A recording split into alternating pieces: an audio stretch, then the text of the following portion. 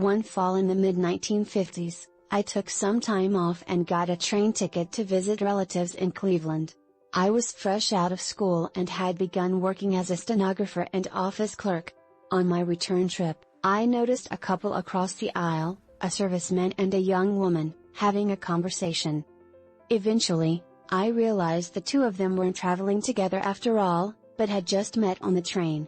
The woman eventually got off at Rochester, New York, leaving the soldier alone. I couldn't help noticing his good looks out of the corner of my eye. He asked if he could look at the train timetable I was holding, and then if he could sit next to me so we could chat. He's a fast mover, I thought. I'll have to watch out for this one. I invited him to share the 2 large lunch my aunt had packed for my trip, and we talked all the way to my stop in Oneida.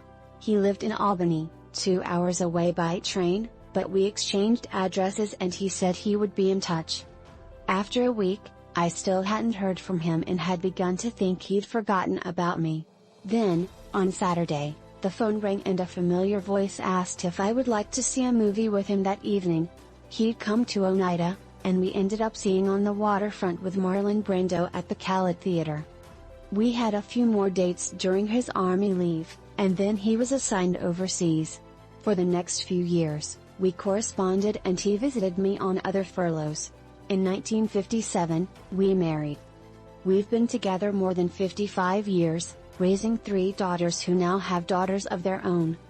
Before taking my trip to Cleveland all those years ago, I was warned never to speak to strangers on a train. I'm certainly glad I didn't listen.